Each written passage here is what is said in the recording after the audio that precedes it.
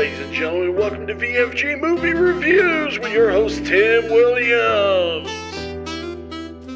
How's it going, guys? Welcome to VFG Movie Reviews, and this is my review for Regal's mystery movie, Founders Day. Man, I wish I would have started off my new year with a better movie, because let me tell you, this was god-awfully abysmal. Even all the acting was bad. Like, I have to say that William Rush playing Mr. Jackson and Naomi Grace playing Allison Chambers were the standouts in this movie. And that was by very, very little margin. So we basically have this really, really convoluted story. And I'm going to spoil the shit out of this movie. Usually I try not to because this movie's not out, but I do not recommend going to see this movie in any shape or form, and that's my personal recommendation. If you guys watch the trailer, it's up to you, obviously, but this was bad. Bad acting. The kills were cool, but if you're going to see a movie just for the kills and not for the story and for the acting, then, I mean, that is your choice, but you should be going to movies to see the all-around package, and the all-around package was not here. The killer was played by two different people, Devin Drewer and Olivia Nickyman? Could be saying that wrong.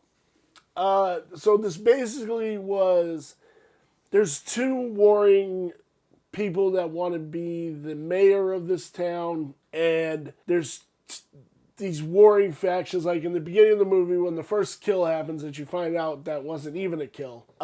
This movie suffers from being very low budget, but not in a low budget that was used in a good way. Like this first scene, there's these two groups of people protesting outside this movie theater, and it's like 5 people on each side, and when they do this like over the head shot, it just looks so empty. There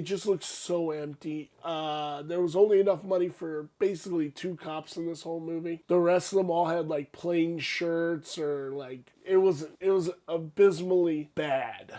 Like laughably bad. The story was William Rush, who played the father in Boy Meets World, plays Mr. Jackson. He's the head of the city council, and he basically pushed them aside that we'll kill off both factions, and because I'm the oldest member on the council, I'll become the new mayor. And this is basically the most convoluted way of becoming mayor overall. It's really dumb and really just poorly executed. And he is the most liked person in the city, so he could easily win.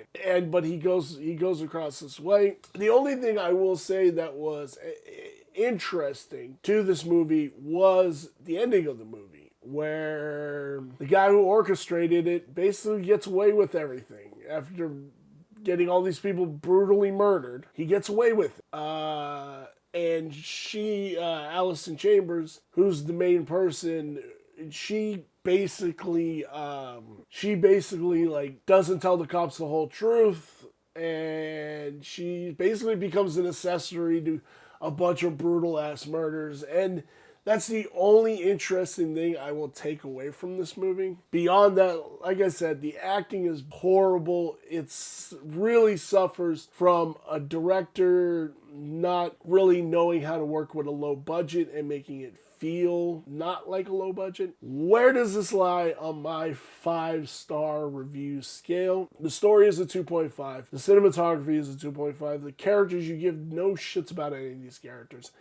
A 2. The design is a 2. It's just very generic, which brings our total to 2.25. Let me know down below, did you guys go see this as the mystery movie? I would love to hear it. Have you heard any buzz about this movie? Because I didn't even see the trailer before this, which was kind of refreshing, because I don't think the trailer does it any good either, but it is how it goes. Thank you guys for joining me in the new year. I'm excited for this year.